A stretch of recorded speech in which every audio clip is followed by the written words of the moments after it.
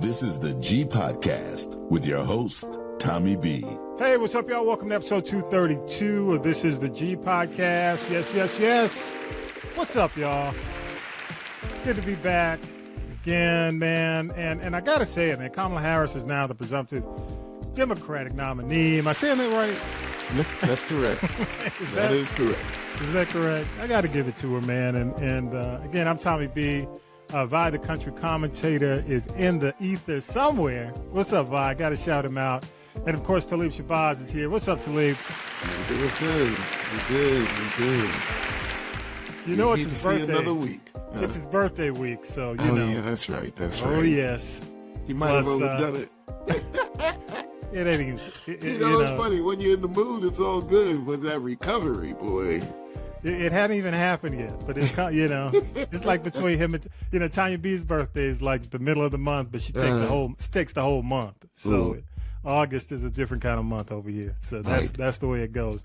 Each week we do news, politics, pop culture. That piping hot tea from, of course, the one and only August birthday month girl Tonya B. So let's just go ahead and get right into it, man. I want to go ahead and play a clip. Of course, we are in the ATL. Or the metropolitan, Atlanta metropolitan area. And Kamala Harris was in the ATL this week. So here's how it went. Over 10,000 people were on hand for a campaign rally in Atlanta Tuesday night. It was the first Georgia rally for the presumptive Democratic nominee for president. Vice President Kamala Harris spoke to the energetic crowd for a little over 20 minutes, focusing on her political record as a prosecutor and even once again challenging former President Donald Trump to meet her for a debate. I do hope you'll reconsider to meet me on the debate stage.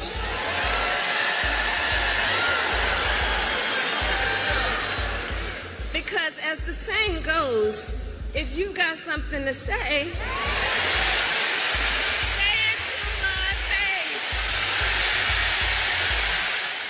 Atlanta Mayor Andre Dickens, two-time gubernatorial candidate Stacey Abrams, Senators John Ossoff and Raphael Warnock also spoke. Rapper Megan Thee Stallion was on hand as well. That's what you got to do. That's what you got to do with him. And here's the disastrous.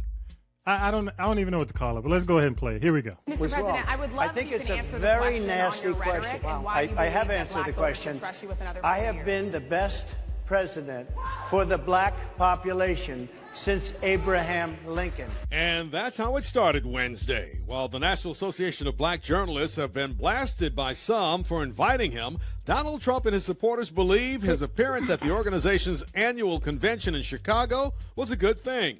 However, most of the national media has focused on this comment about Kamala Harris's racial identity. I didn't know she was black until a number of years ago when she happened to turn black, and now she wants to be known as black.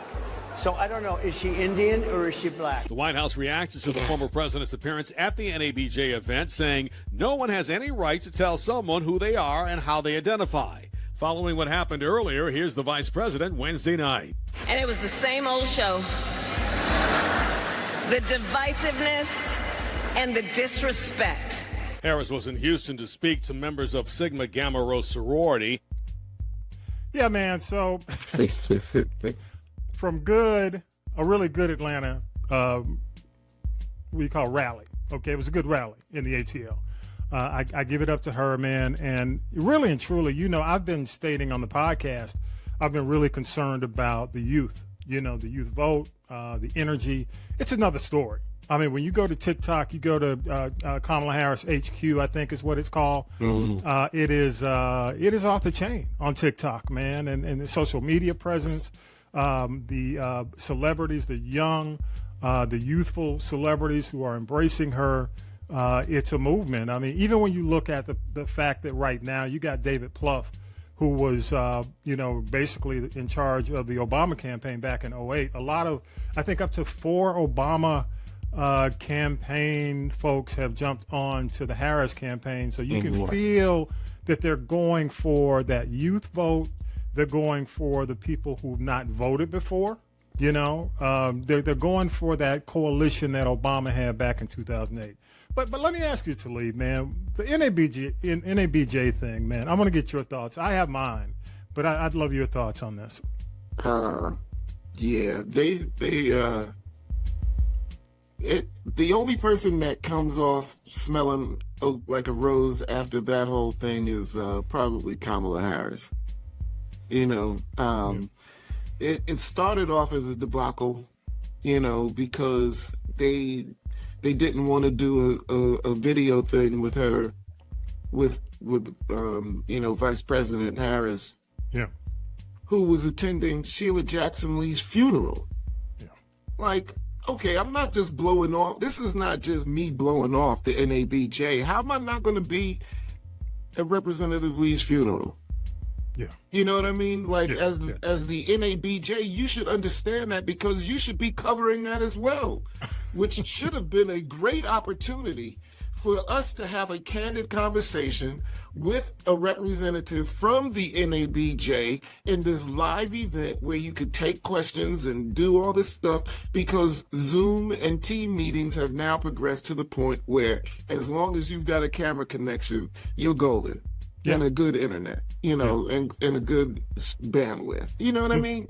So it's like, I don't know what, it was a clusterfuck from the start, and then, you got, what's the opportunist, Donald J. Trump, DJ Trump, stepping in like, okay, it was almost like, what this felt like?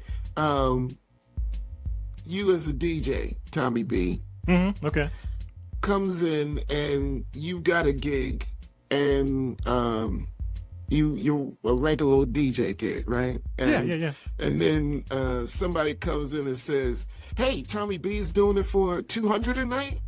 I'll come in and do it for like $75.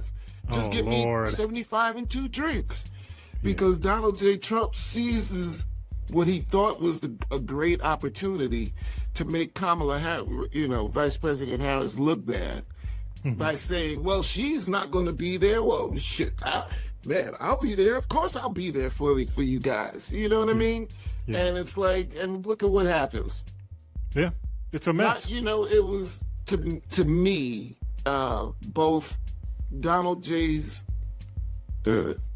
President Trump's performance was that of a $75 DJ that night, as well as the promoter looked crazy because the party was not what it could have been had you done it the right way.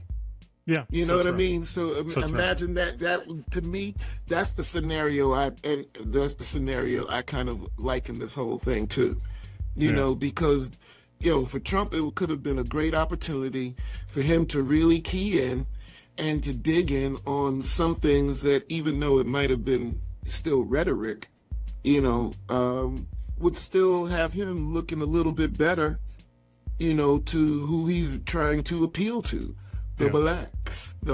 And I don't like the way he started saying.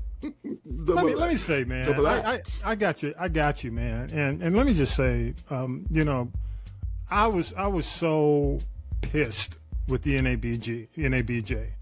I've known about and actually have supported the NABJ throughout my career, man. And really considered as a podcaster doing some things or reaching back out.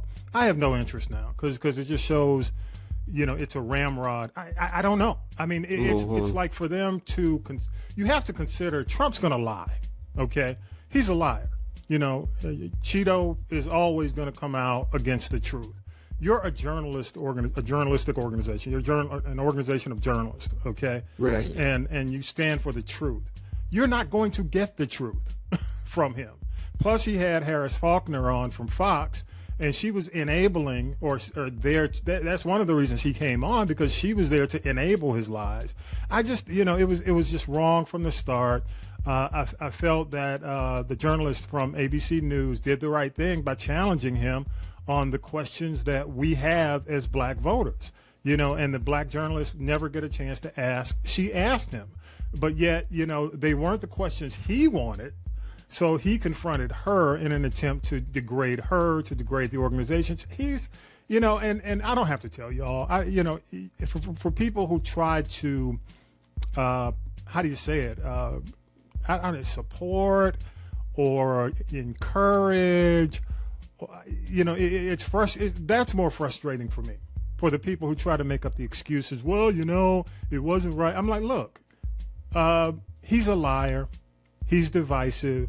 He's a racist. He's a misogynist. The other thing was, I didn't get this, Talib. Why were all women?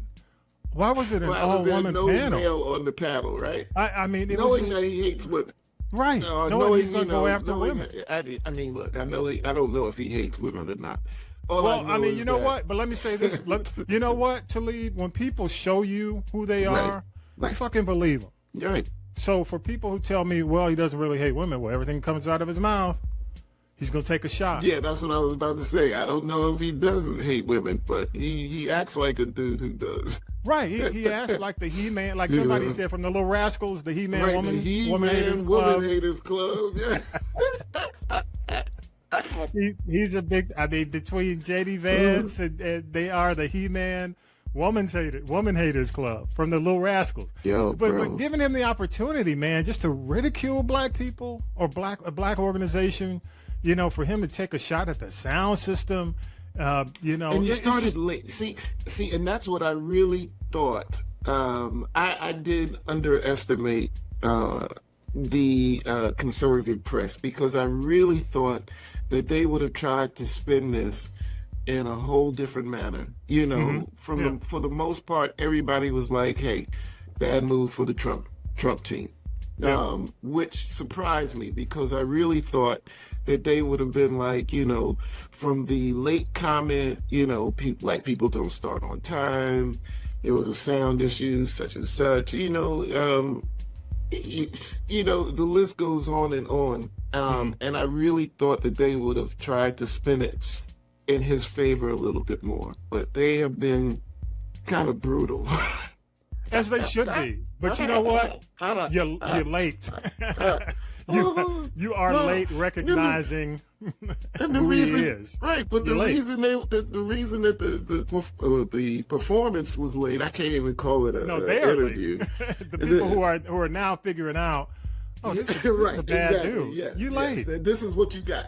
This is what you're voting for. This is the guy you're rallying around. Okay. Right. So it's just like, again, He-Man woman's hater. I have so many examples. It's just like Living Color, Fire Marshal Bill. It's just like bringing Fire Marshal Bill to a damn fire chief conference. You know, it just made no sense to me. It's hilarious. It's hilarious. Any last words on that, man? That is the last word. You know what I mean? Yeah. But here's the thing. In a general sense, I don't have a problem with the NABJ extending an invitation to Trump as the Republican candidate, because that's what you're supposed to do. Yeah, you bring them both, though. You bring them both. You know what I mean? Right, yeah. Right. And even if the invitation there was an invitation to both, because Vice President Harris couldn't be there. Yeah. So there was definitely somebody trying to work something out for her. Well, I'm just going to say, and I'm going to end it for the sake of brevity, man. I will say that the NABJ, I mean, even the membership was split over the invite. Mm-hmm. They knew what they were going to get. Oh yeah, it's like, you know what you're going to get, and when you know what you're going to get, it's like, if you're asking for what yes, exactly. You're asking for it, right? But he delivered, and he delivered. That should have made everybody happy, because if you let me say this, man, and I know. For the people who, and Joy Reid said it best. I wanted to play her clip.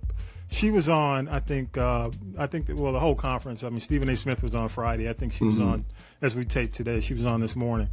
And she said, I mean, we're bringing these people on to define who we are, the wrong people.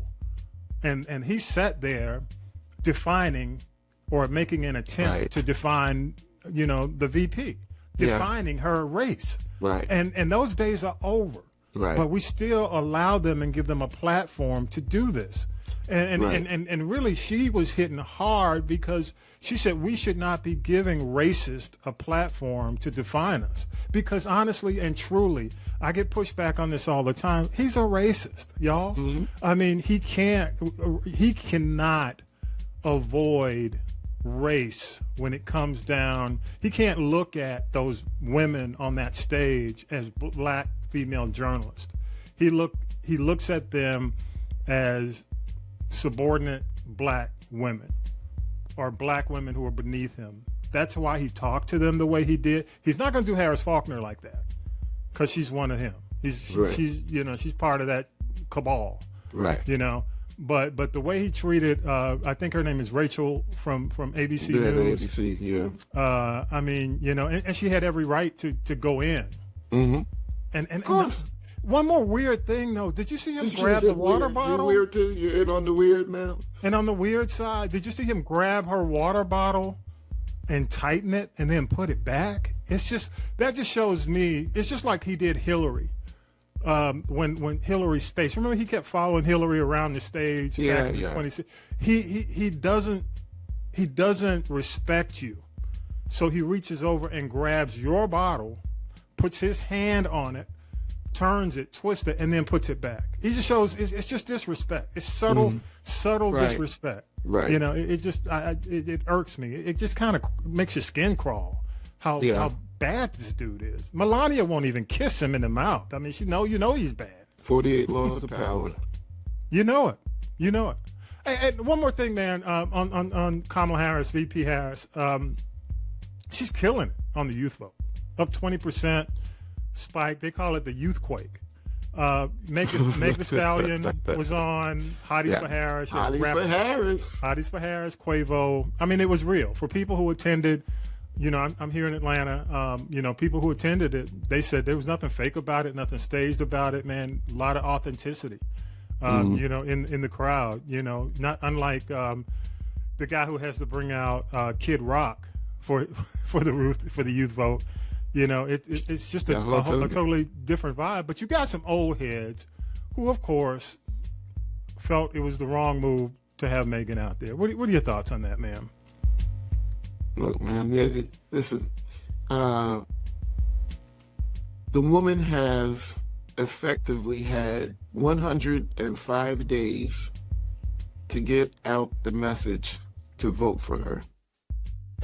We already know that the celebrity machine is coming. Yeah. It's just a matter of what celebrity. And in this case, these are our celebrities. Absolutely. So, this you know what I mean? Come on. Yeah. She wore her for Megan the Stallion and what she's known for and known for doing. She was dressed pretty conservatively. Yeah. You know what I mean? Yeah. She was wearing tight pants, but they were tight pants.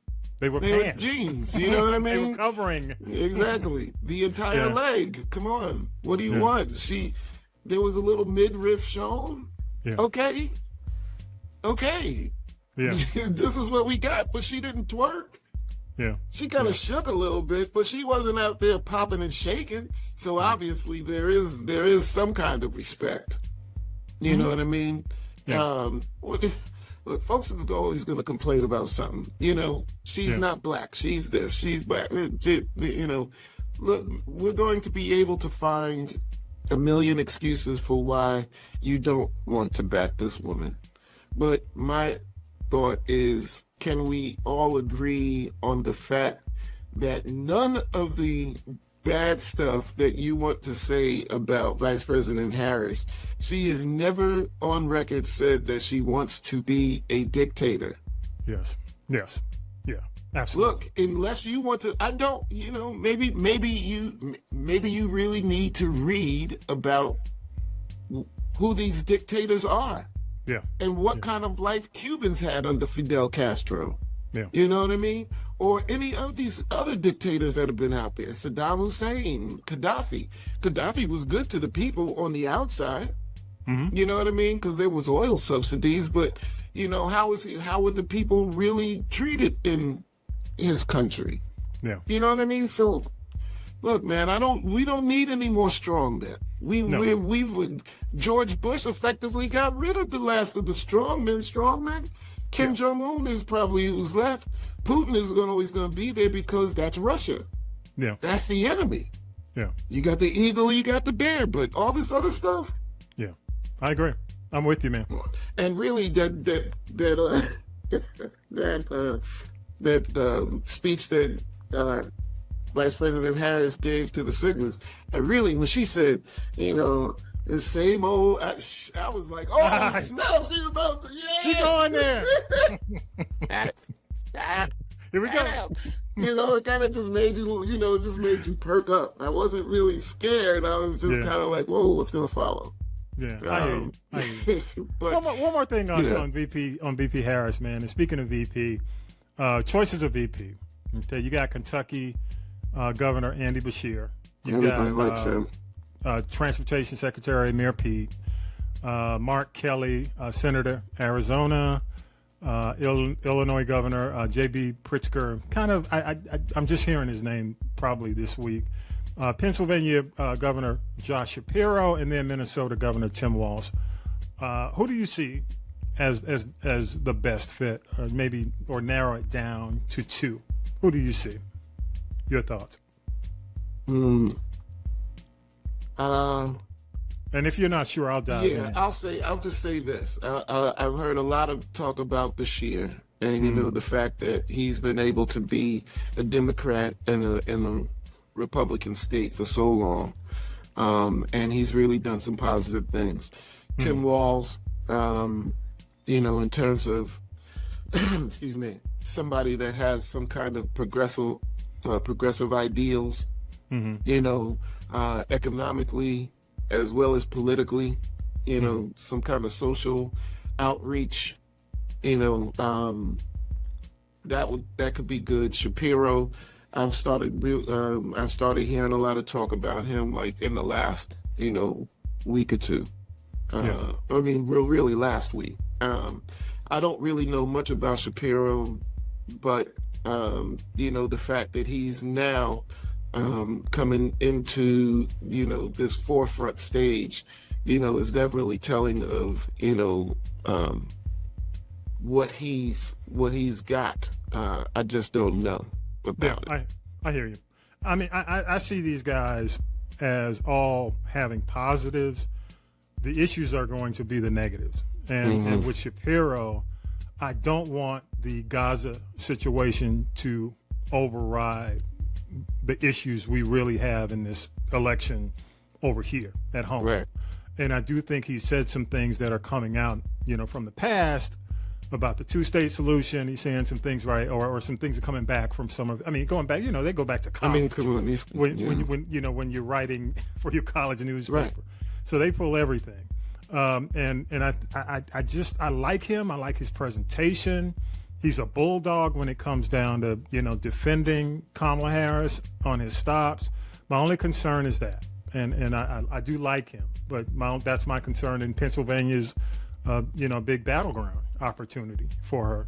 I do agree with you as well. I didn't know Walz was like only 60. He looks like doesn't he look older than most? He looks like the oldest one. Hard life, baby. Hard life, man. Hard life.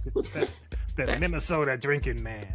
But Andy Beshear, the only concern about Andy Beshear that I'm hearing, man, is the fact that he has muddied the waters on abortion, which, and abortion rights, which, that could be a big deal when it comes down to you got a female president, a woman running for president, and that's her main platform. So he needs to clarify that. And I think that's probably what they're having him do as they vet him. Mayor Pete, the obvious, unfortunately, but Mayor Pete, man, have you seen Mayor Pete on the surrogate circuit? Dude, they cannot. I mean, he's been on Fox, and they try to trap him. Okay. They can't mess with Mayor Pete. He's a smart guy. He's a Navy guy. Of course, he's been a mayor. He knows all the media tricks. He just handles the media well. even in tough situations. So he's very good for that. I think he'd be a good surrogate, because I think what she's going to have is somebody to defend her while she's playing offense. You know what I mean? It's kind of like you play offense, go out, all the good stuff, and then you need an attack dog in the VP. And if the VP can't do that, then they don't need to be VP. You know? So those are my – I mean, Mark Kelly I was cool with, but Mark Kelly, you've not heard anything. It's like, you know, he's not out there the way these other guys are out there, you know. So, you know, and I think, you know, again, I think it's going to be Bashir if they can get over the abortion thing. That's the only challenge he's going to have. And that's a pretty big challenge. Yeah. No lie, you know. One thing I just want to say real quick. Yeah, go ahead. I think it's either going to be Bashir or Walz. I think it's going to be one of those two. And I'm hoping so, because the thing is that, you know, big business has really been coming out for Vice President Harris, and she's going to, you know, she's definitely going to need to be or have somebody in there that's going to be able to still push a, you know, some kind of social agenda, you know, in order for this to make any kind of sense for a Democratic ticket. You know what I mean? Yeah. So, pushing, because I mean, you know, the FT, because they Medicare definitely, for all, and a lot of the, you know, that social platform, social services platform has to be pushed. Exactly. You know, you got to keep the progressives happy. Right. You know, as well as you just can't be a moderate. You just can't run as a moderate. I agree with you. I agree with you. And these guys are moderates, but they're also, I mean, they don't play. And I think I'm not saying just go after Trump but you know what's coming. And we talked about this last episode, that this is just beginning. The NABJ stuff, that's just the start of it. Yeah. Exactly. You got anything else, man? What's your big thing for the week? Just a couple of headlines to check out. I'm not going to delve into these stories too much. Some of them we don't have to, but just to give you a couple of headlines that I saw this week that definitely made for some interesting reading. Yeah. The first one I saw kind of today, and this one bumped it up to the top of the list. Trump says Zuckerberg called him after assassination and told him he wouldn't endorse a Democrat again. Or a Democrat. Yeah. I mean, you know, you gotta give it to Trump, man, you know. For lying? You don't know if he's telling the truth. He doesn't stop. He's a machine. It's just like Elon Musk, and what, 14 million a week, 15 million, you know, and then, you know, Elon Musk comes out, I'm not giving him 14.5 million a week. So you can't believe him. You can't believe him, man. He has no credibility. But go ahead. Indeed. I'm with you. Do you believe he says it? I mean, Zuckerberg may have said it, but he says, Zuckerberg, knowing it's Trump, what the fuck? Just say it. Nobody's gonna believe him. You know, I'm sure the conversation was probably something like, yes, Mr. Trump, yes, President Trump. I would never do that. I would never do that. But you know how he does. He puts the words in your mouth for you. Right. So do I have the word? And he's just like trying to get out of fuck Donald. Yeah. Right. Whatever. Exactly. So click. The second good one. The second good one is probably going to have all the teenagers. Well, it should definitely get attention from the entire teenage population of the United States. The headline reads, "Who invented flaming hot Cheetos is now up for debate in a new lawsuit against Frito-Lay." What? Yeah. So I'm not even going to tell you about that one. We'll talk about that offline. But, you know, it's like... So the whole movie was a farce? But anyway, go ahead. All right, so third one, and is rapper and Kanye contributor Rhymefest runs for office, inspired by James Baldwin, quote, "I stopped caring what people think." Okay. Rhymefest is running for public office in Illinois. I don't know Rhymefest. I mean, who does he compare to? He's big on the underground scene, backpack, part of that Pole, Lyricist Lounge type, you know, contributed. Rhyme Fest is probably ghostwritten for a couple of folks too, but he's definitely big on the freestyle, head nod side of the hip hop scene, and I'm just liking the fact that in the spirit of do it all from Lords of the Underground running for office and actually winning, and other people of the hip hop generation and the notable hip hop generation actually doing something. Scarface ran for public office. Yep. Here in Atlanta, DJ Cooley C ran for district, local elections. So, I love to see that. I love to see my folks, my generation, really starting to mobilize and do some positive things for the community. Because at least I know that they are there for the people. Yeah, so true. So true.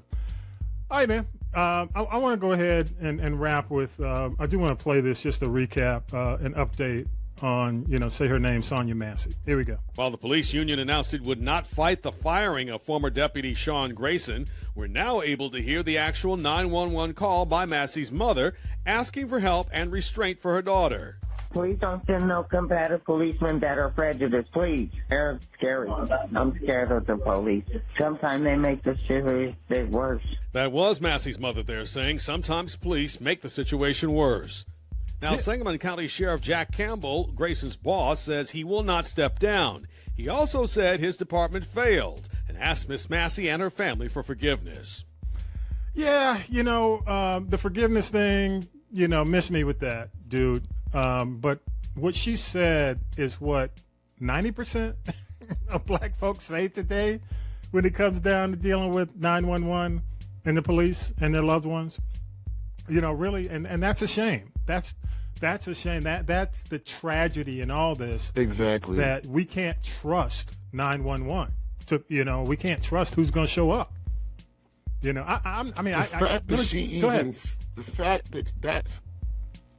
The fact that sister even had to say that in the call, But she said it exactly the way a lot of us say it. Please don't send no crazy hotheads, racist, combative police. She didn't say those exact words, but you could hear it in her voice. Don't send combative people. But that again, it goes back to the George Floyd Act, man. It goes back to the fact that these all these police organizations, the police forces in these cities need a mental health advocate person on their payroll. For calls like this, bring a mental health professional along. That's not too much. That's part of the bill. I think if it requires a couple, at least partnership with the mental health organization, have them go. I've seen so many situations where, mental health, people who are struggling with their mental health have been shot on the scene. Yeah. And that's, it's sad. It's unfortunate. Okay. Hey, the other thing is, man, I do want to clarify something I said last week. I was going off on the white women. Okay. So, of course, somebody said, hey, man, that's racist going off on. But see. Going off on what white women? I was not. Well, here's the deal. I don't care what I get back from that. But I do want to clarify because I want to make sure I'm bullseye when I say what I it's not all. I never throw a blanket. I'm not Donald Trump. I don't come out here throwing blankets on groups of people. But I will say what I'm calling out are the 45% of the people who voted for him in 2016, the 45% white women who voted for him in 2016, the 55%, 55 went from 45 to 55 in 2020 who voted for Trump, okay? The white women who voted for him in 2020. I'm calling out the ones, you and I are almost the same age, so you remember this, the ones who begged us for solidarity in the commercials, talking about, I can bring home the bacon, fried up in the pan. The Gloria Steinem movement coming through the 70s, the Mary Tyler Moores, the That Girls, the Mauds, all those who have forgotten that at that point, putting yourself out there, front and center, asking us for solidarity or come together. The Me Too's, who now that you kind of gotten what you wanted, but you still repay the country for understanding your situation and sympathizing, empathizing with you, you still go out and vote for the most misogynistic candidate probably ever. You may have had misogynists who have had, people have been misogynistic, but not this blatant. Right. In history. So you're going to repay us for believing in you and cheering on the sidelines for you through all this by voting for Donald Trump. Y'all don't remember that? Right. Either you're going to be silent or you're going to vote for him. So you understand what I'm saying? That's why as a ex-boomer, it ticks me off, because how can you vote for or vote against your interest in this large a number when you remember? Yes, but we also remember the jealousy that has been passed down. We hear the jealousy stories of white women and black women. Oh yeah, on the plantation. So it's like, we're asking, I know what it's asking of you, but at some point you have to let go of whatever stigmas and isms that you have been holding in for so long, and understand what it's going to take to really get something done for once. Now, I'm not saying that, listen, I'm a realistic person. I know what's happening at the presidential level with these presidential people and these people that seek this kind of power. So I'm not fooling myself, by this time throwing a little weight behind, Vice President Harris in this quest for her to become president, only because I know of what the obvious choice is. Yeah. You know what I mean? I don't know what we're going to get with what it's not.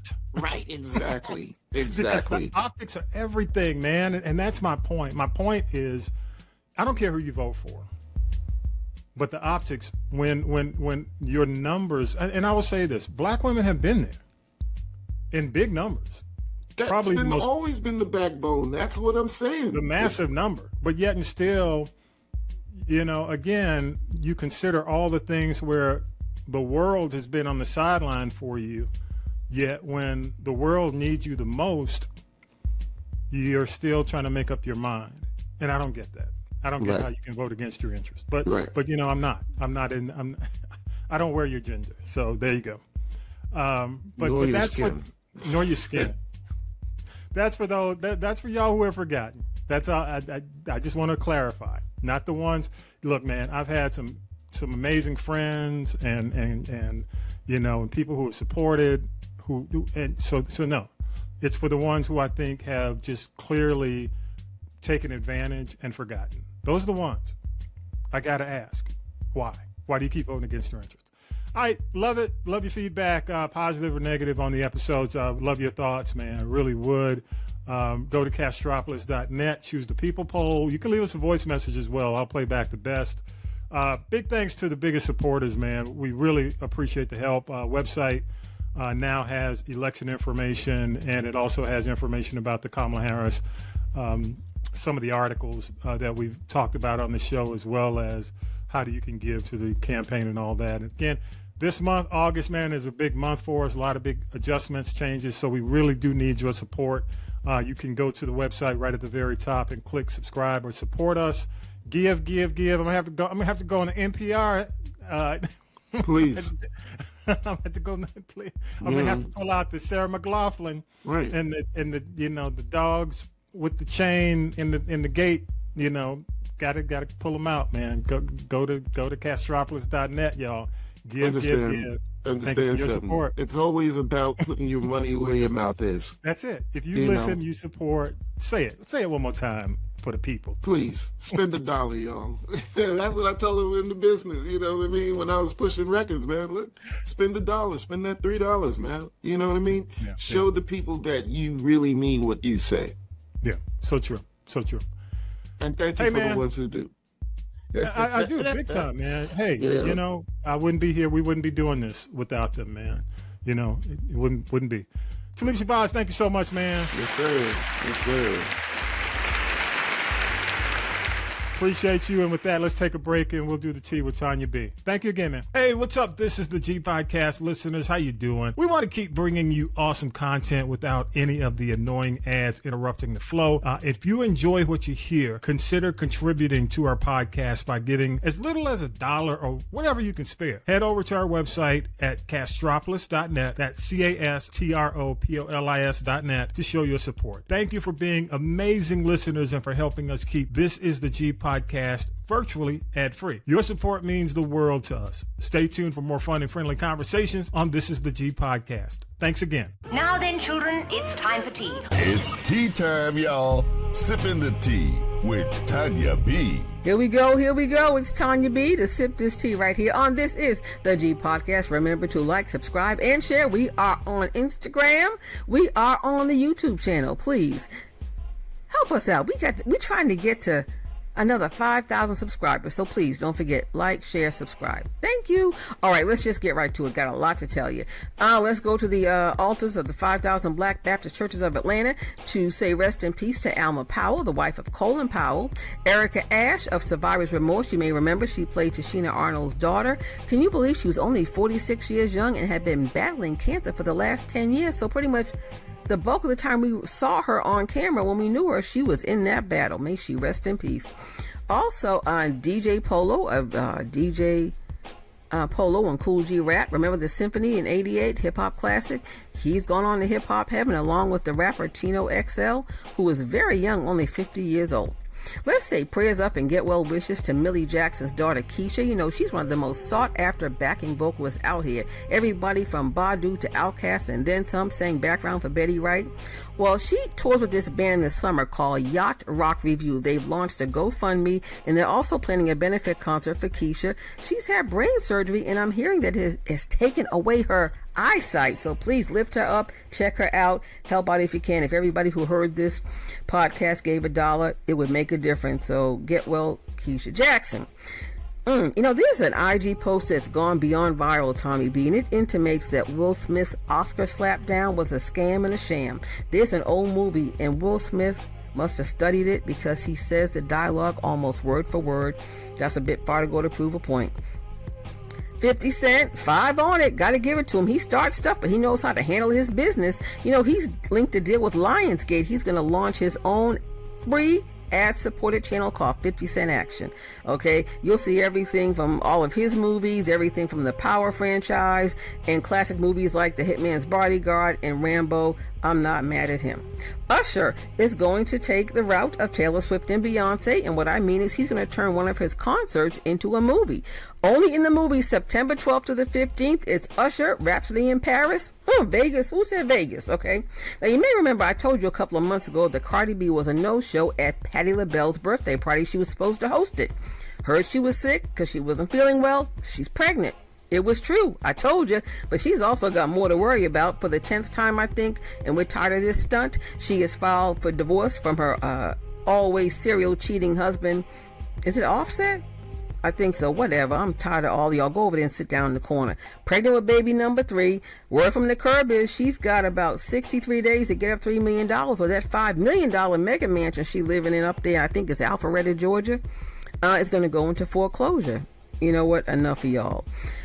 Tiffany Haddish, we enough of you too. Now this time she must really be starved for attention. I hope you go get the mental help you need, because let's call it what it is. It's real. She went on TikTok and she needed to go sit down because she's talking about how she was selling her panties because she needed money, but she told people that they were Halle Berry's panties and she got them because she was Halle Berry's former housekeeper. Girl, go have several seats. We are sick of you. Latoya Luckett, 3rd time's a charm. We came to know her as a member of Destiny's Child. Well, she's got married for the 3rd time. Husband number 1 lasted for 2 months. Husband number 2 lasted for 3 years and left her with 2 beautiful children. And now she says she's keeping hubby number 3 out of the limelight, but I don't know how that's possible because she's got photos of their wedding splashed all over the place. And I know her movie, I thought my husband's first wife was dead, came on Lifetime last night. She up there starting stuff. We gotta say congratulations to Simone Biles and every member of Team USA, but Simone is on her way to being the most decorated Olympic athlete, not just gymnast, but athlete that there is. Gotta say 5 on it to 2 amazing ambassadors from the world of hip hop, one Snoop Dogg, one Flavor Flav. They are dipping it and doing it. And Simone, I agree with you. Stop talking about her hair. Y'all got too much free time. I want to know this one thing, Tommy B. What in the earth, wind, and fire was going on? Did you see that debacle of them on Celebrity Family Feud this week? Oh my goodness, I wanted to put my head under the pillow. Now, I heard that the preliminary round wasn't much better, and that Earth, Wind, and Fire members Verdine White, Philip Bailey, and Ralph Johnson defeated Ron Isley, Ernie Isley, and their families. But then they get on the TV show and they walk away with 0 points. Honey, Tanya Blunt and her husband Michael, they are the Warren Treaty. You may remember her. She was in the Sister Act movies. Honey, that was so embarrassing. The only thing more embarrassing than that, I can't even get it out, was that horrible, blinding fuchsia sharkskin suit that Steve Harvey wore, looking like an electrocuted Crayola crayon. That's all I got. I ain't got no more. It's your girl, Tonya B. Don't forget to like, subscribe, and share. This is the G Podcast. Check us out the same time next week. And don't forget the Birdwire is still on Castropolis.net on demand. All right, holla. Thanks, Tonya B. Don't forget, man, support us. Subscribe at This Is the G Podcast on YouTube or go to Castropolis.net. Thank you, TikTok, man. Our TikTok support's been great. We still need more followers at This Is the G Podcast. The whole thing, y'all, at This Is the G Podcast. Don't forget to help us remain operating with minimal interruptions. Give at Castropolis.net. And a big congrats to Simone Biles. As of this taping, that black job is still paying off. 10 medals in total, yes. Go ahead, girl. 7 gold.